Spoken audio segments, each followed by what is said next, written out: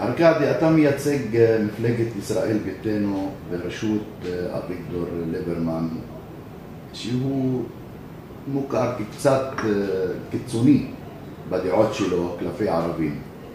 בהיותך מתמודד על ראשות עיר משותפת של יהודים וערבים, האם אתה מאמין בדו-קיום ומה התייחסותך לנושא? אתה יודע מה, אני מאוד אוהב את השאלה הזאת, ואני גם אגיד לך את האמת, אני ציפיתי שתהיה שאלה כזאת.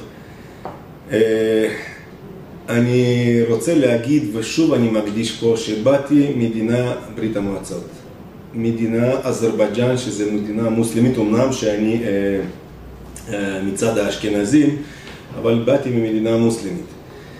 ותראה, אני אומר שוב, גדלנו שם על זה שלא קיים מושג כזה דו-קיום. כי,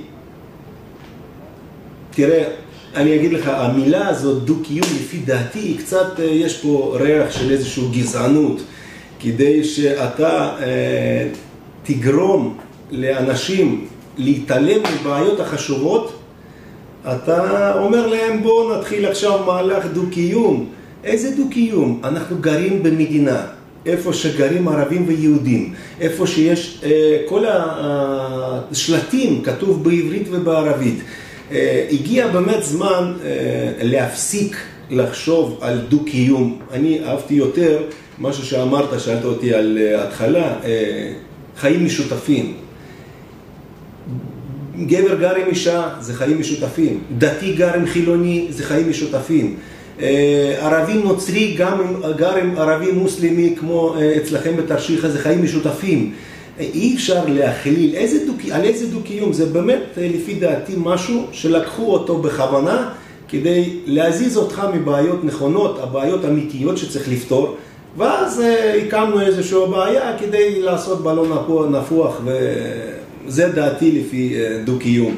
אז לא רוצה להעליב אף אחד, לפי דעתי, ובעיניי כל תושב, גם במדינת ישראל, גם בעיר שלנו מעלות תרשיחא בפרט, זה תושב קודם כל, ולא משנה לי מה הצבע, דת וגזע שלו. אני מוכן להגיד את זה בכל פורום ובכל כנס. זה לגבי הדו-קיום, משהו ששאלת. יותר פה מעניין קטע של ישראל ביתנו. אני באמת, שנכנסתי לתרשיחא פעם ראשונה בבתים הראשונים, זה שאלות הראשונות שהיו לי. מה, אבל ליברמן אומר שזה צריך טרנספר לעשות לערבים, וצריך בלגן, ולא אוהב אותנו, ורוצים לזרוק אותנו.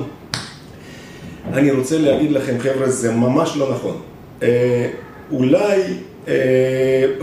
משהו שבאמת ליברמן וישראל ביתנו רוצים, שאני מראש מבקש לשים בנפרד פוליטיקה ארצית ופוליטיקה מקומית.